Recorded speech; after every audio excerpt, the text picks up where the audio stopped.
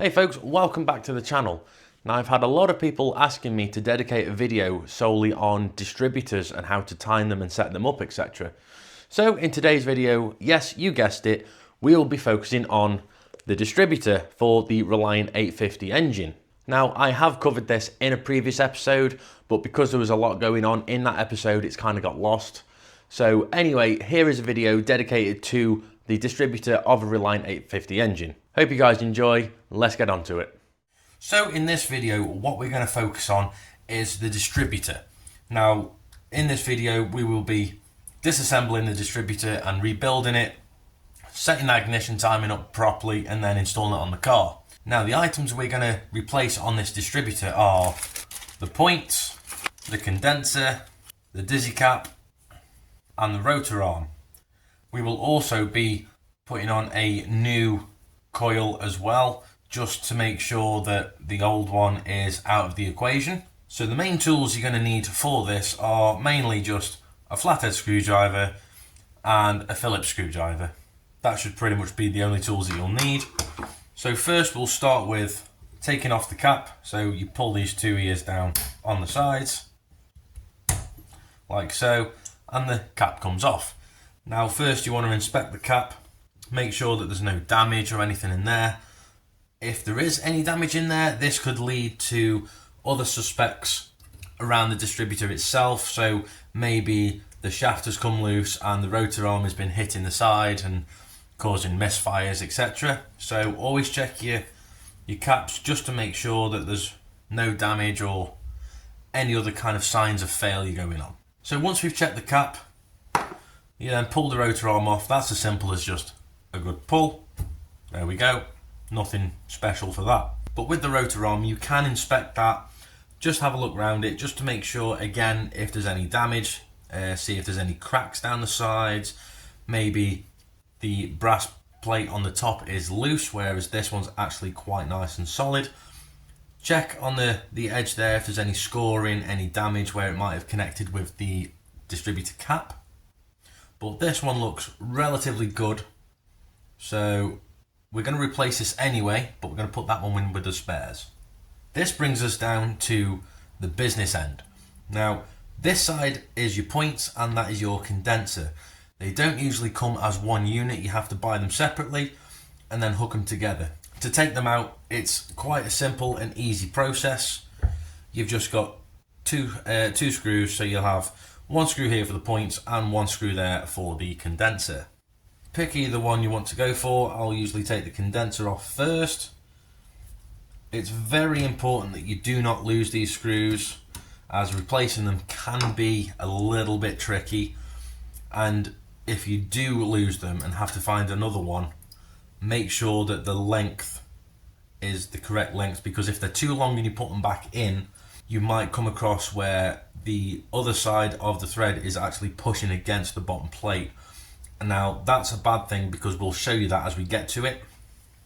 So as you can see there, the condenser is loose, so we'll just undo the points now. And again, try not to lose them. Bring them out nice and gentle. Okay, so that is the point system off the distributor now. Now this particular distributor takes the blue points. Now in the Reliant, you can get some different ones. So you can get the red points, you can get the blue points. They seem to be mainly the common ones that you're going to find. I have come across a few with the brown points, but majority of you out there, you'll either be using the blue or the red. So the main difference between the blue points and the red points, and how you can tell the differences of what your distributor will use, is just have a look on the design of the top plate here, which is where your points attached to. Now if it's a blue point system, you'll notice, hopefully you can see this, you'll notice that right around here there's a little recess there for, as you can see, the bottom of the points there to kind of locate into that plate. And you'll have this little pin, and this fork sits on this pin. Now many times I've noticed that when I come to do just a simple points change on a distributor, sometimes this pin has been broken off or is missing. Now this causes this to kind of flap around and move this fork. Now they might still run, it might not, but if it does run, it might run a bit lumpy. So that's the first thing to check if you're running a blue point system. If you don't have that little locating pin, then you may be using red points. Now again, they do pretty much fit on there anyway, but on a plate for red points, this pin won't be here, and there'll be a little raised piece on the plate there for the red points to sit in, and then they locate in this hole. So that hole will slip over a little raised lip, and that will hold the points in place as you tighten them down. So that's really the only difference between the red points and the blue points. Other than that, they're basically the same thing. But on this one we're running blue, so we're going to replace it with a nice pack of fresh blue points. Here they are, you have your points on their own and you've got the condenser on their own. Now the way you put these together, you can put them either way, but there's a reason I put them in a certain way, and I'll explain that to you now. How you put the condensers on your points is you have this little arm that comes around, it's like a bit of a spring. So you lift that just out of the little plastic seat, and then you have all your movement on your points there. And then you get your condenser. Now the way that these condensers go on, if I can just kind of show you, hopefully I can pick this up on camera. So as you can see, the wires are attached more to one side of that little spade connector there, if you can see that. So what you want to be doing is putting the wires furthest away from the point itself. Now the reason you want to do that is because if you put them that way round, even though they will work whichever way, however, if you put them that way round, where the wires are closest to the points, then as you shut this, they will actually sit about there, and then at the bottom, if this little brass piece is bent and it gets close and starts touching, that is going to basically ground out your points, and you're not going to get a spark at the points. You're actually grounding the system, and the electronic current is actually passing through the body of this and going straight through the engine into the circuit. So you're not actually breaking the current. So you'll get absolutely no spark off that, even with brand new points, brand new coil. So keep that in mind. So what we do is we hook them on the outside, and then they're a bit of a faff, but you just under there, nice and simple. So you'll probably see now as I hook that back over and in. So now, hopefully you can see this. You can see how far away these are sitting, whereas if it was the other way, the wires would be leaning a bit closer into the base plate. So keep that in mind, and again, if you're getting no spark, just check them, make sure they're not touching the body. Make sure that this little plastic that the spring holds onto, that seats into, just make sure that plastic isn't broken or it's missing. Make sure that it's not touching onto this little metal plate, because again, you'll lose your power. That's the points and condensers hooked up and ready to go back in. However, we just quickly want to check the rest of this distributor just to make sure that the underside, the internals, are working as we want them to. So in order to take this top plate off, it's just a case of another 2 screws, one at either side, and some might be flatheads, some might be Phillips, majority of Phillips. So it's a simple case of just unscrew them. You'd have to take them out, but you can just lift the plate over the top, just like so, and then we'll take them out so we don't drop them inside. Now this little wire is essentially just a secondary ground for your ignition system. So all that does is, in a sense, just making sure that the condenser is grounded to the body, the distributor body, and grounded through the engine, blah blah blah. So that's all that is. It's just a secondary ground. Now here is your top plate. Now if you wanted to swap what points you're using, these plates do fit either or. So this is a blue, so if you wanted a red one would fit straight onto this, you wouldn't have a problem. Now, things to check for on these top plates. You have clockwise and anti-clockwise movement on this. Now, this, we're starting to get a bit technical now. This is for your vacuum advance. Now, I'll go into detail with that in a minute. On these plates, you want to make sure, because they are getting old now, majority of these distributors are 40 years old, 30, 40 years old and more. So the odds are they're going to have some wear on them. Now, you want one where you've got quite nice clockwise and anti-clockwise movement. You don't want it stiff, you don't want it too floppy and loose. That feels quite nice with a slight little bit of resistance, but that's quite smooth, so I'm happy with that. Rock it side to side and see if the plate has any wiggle. Now, this one has absolutely no wiggle in it, so I'm really happy with that. If yours has a bit of a wiggle on it, then you need a new top plate, because as the points sit on this, if you've got to think as the shaft in there spinning, your points are going in and out like this, and then if this is wiggling, your points are wiggling, and that's knocking your timing off all over the place. So if your car is running lumpy and you've replaced the points, condensers, coil, leads, everything, and it's still running lumpy, misfiring, check that. I'm amazed how many cars that I have fixed that the issue is just this top plate, and people just forget to check these things. They don't realise that this is important. So that's another thing to keep in mind and do your checks. Now if we turn this over, this little pin, that is connected to your top plate there. So if I was to turn that, you can see the pin moves. Now this pin is connected to, hopefully you can see it in there, this little bit of a shaft here. So that leads us to this little piece here. This is called the vacuum advance pot. This takes the vacuum from the intake manifold or through the carb, and usually at a lower RPM when the vacuum's at its highest. Now obviously the higher the RPM, the lower the vacuum.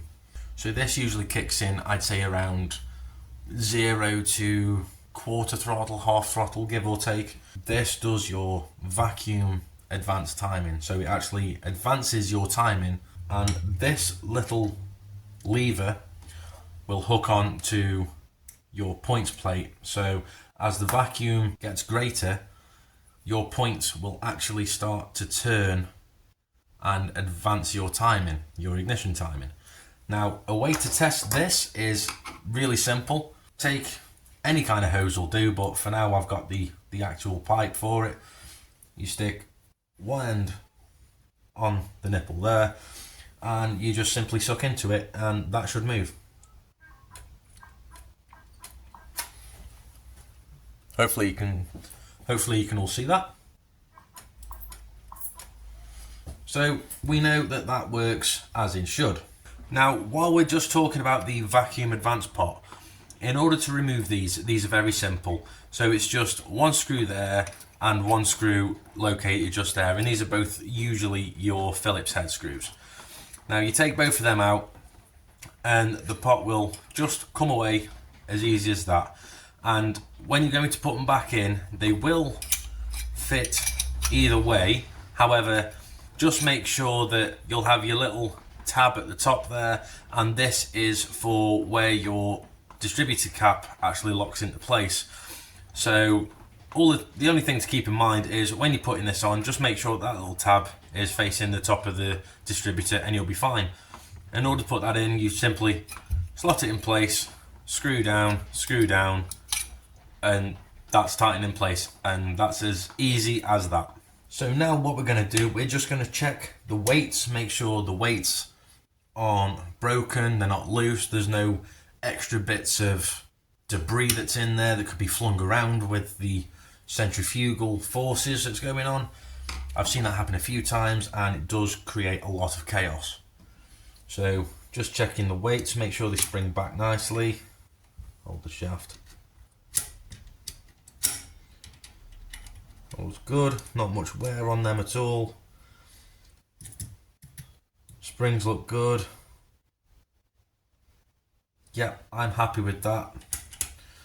And these weights are called your centrifugal advance. So what this does is, obviously, as your main shaft turns around from the camshaft, what this will do is the faster this spins, centrifugal forces will take over and actually pull them weights out, which will in turn, if I hold the bottom of the shaft and just turn the top, like that, hopefully you can see. So there's no movement on the bottom of the distributor, but the top will move. And you can see the weights opening when I do that. So that's your centrifugal advance. And that's how that works. So the higher the RPM is of the car, the more the centrifugal forces take over, and the more that it pulls them weights out, which again will make your timing fire earlier. I have dove a little deep into this in explaining it, but hopefully it is making sense to you. So I'm really happy with what I'm seeing in there. So now we're going to rebuild this. So first you need to put your points plate back on correctly. So make sure, if you've got that, make sure that it's the correct one that's sitting at the bottom. The easiest way to tell is just look for the one with a little rectangle cut into it, and that goes on the top. So as you go in, make sure that, because this will actually sit in either way, but it only hooks up one way. So make sure that the little pin at the bottom always seats in that little hole there. Otherwise, if that's off, you'll lose all your vacuum advance. So it's a bit of a faff, but just bear with it, and just if it keeps falling off, which they can do, just keep trying until you can feel it hook on, and then suck through the pot, and then as soon as you see this top plate start moving, you know you're hooked up and you're ready to go on to the next stage. I can't move that all around, so I know that's in. So now we're just going to screw down the top of the plate. There's one and there's two. Just be careful putting these screws back in. If you do drop them in, just take the top plate out, get the screws out, and then just do it again. Just don't leave them in there. It's very important that you don't leave them in there. So make sure these are nice and tight. Don't over tighten them, but just make sure they're nice and tight. On to the next stage, putting the points and condensers in. Now this is really easy. You've got a little hole on the side of the distributor. That's where your ground wire will come out that will connect to your coil. So feed that through. They can be a bit of a pain in the backside. And this is what you want. You want this rubber to be quite tricky to get in, because you know that it's giving it a good seal. So that rubber's now in. Move the points to where they will be located, and then just pop the condenser ready to go in there. And then you get your little screw.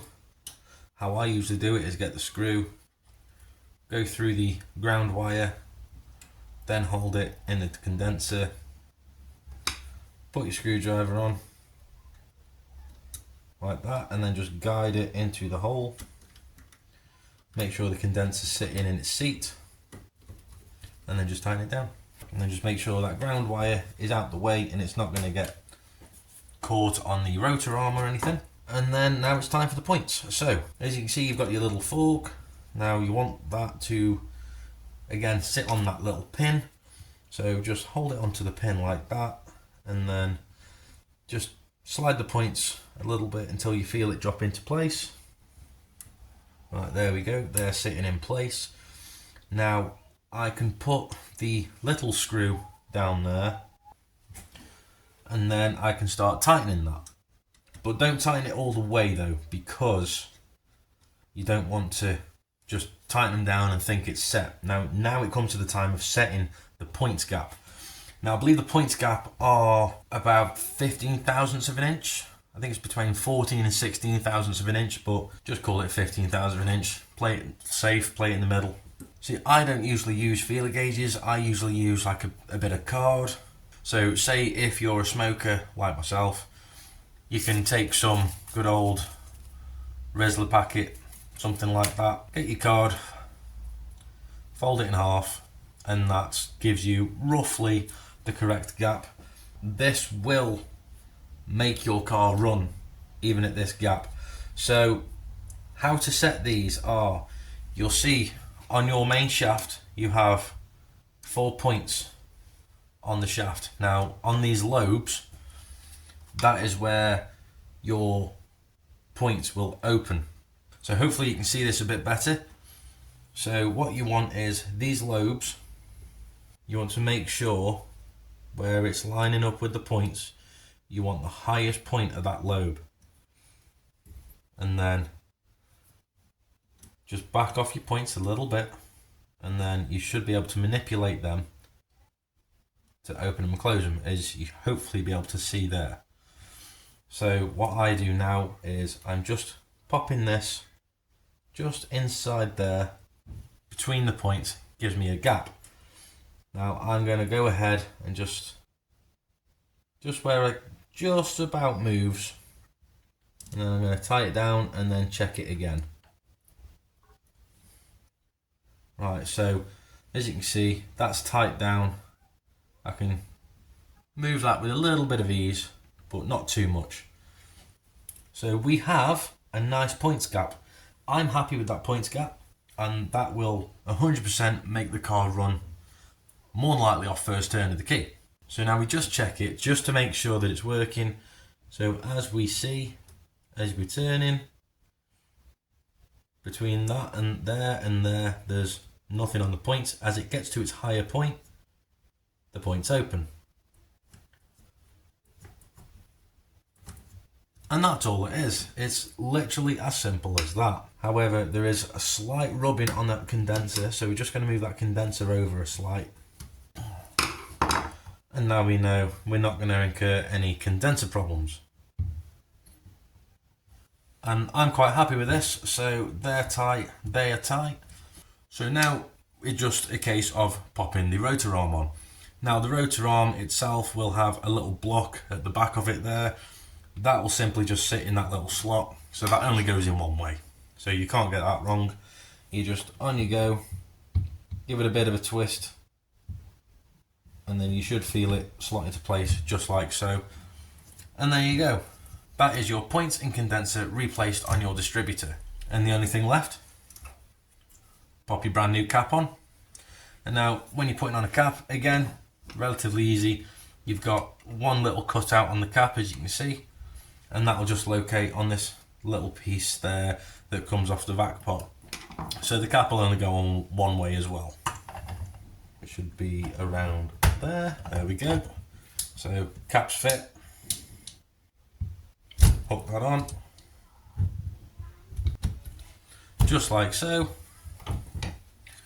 And there is your distributor all set and ready to go on the car. So when it comes to putting your distributor into your engine, there is a certain way that you do this.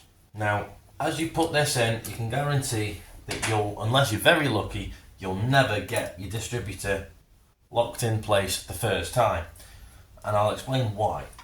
So, as you know, that little locator gets bolted down onto the side there, and that will set your initial timing of your distributor.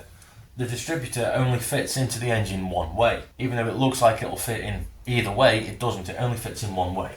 Now what you do is you pop your distributor in,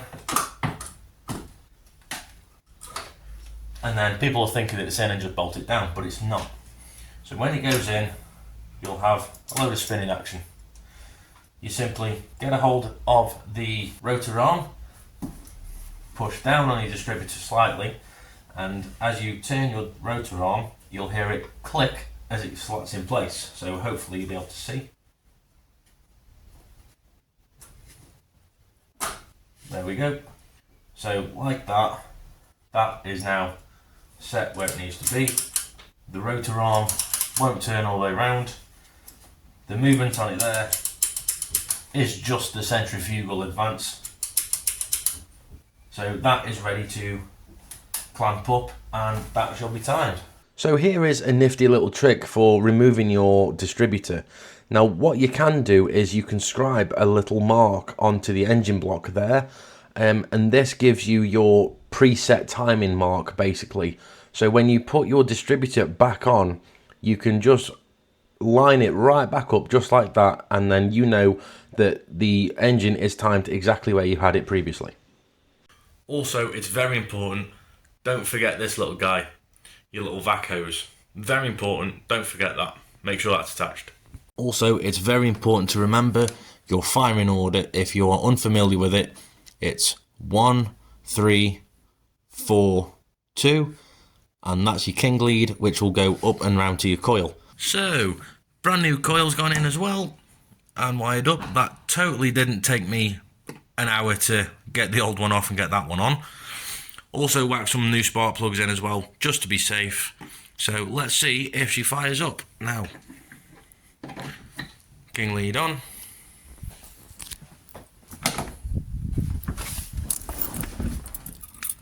And hopefully this should be first time. So she's nice and cold. Bit of choke. As nice as that.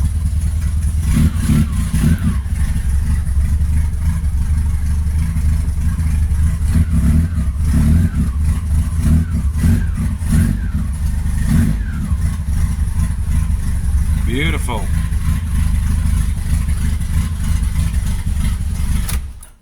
So we check again. Sorry if you can hear fireworks in the background, it is bonfire night.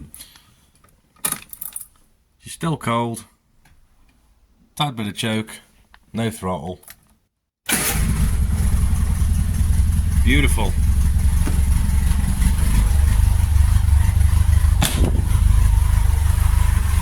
And that engine is perfectly quiet.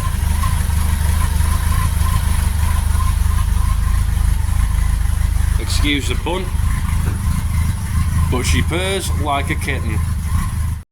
So folks, that is how you strip and rebuild a distributor for a Reliant engine, and also how to set your points as well.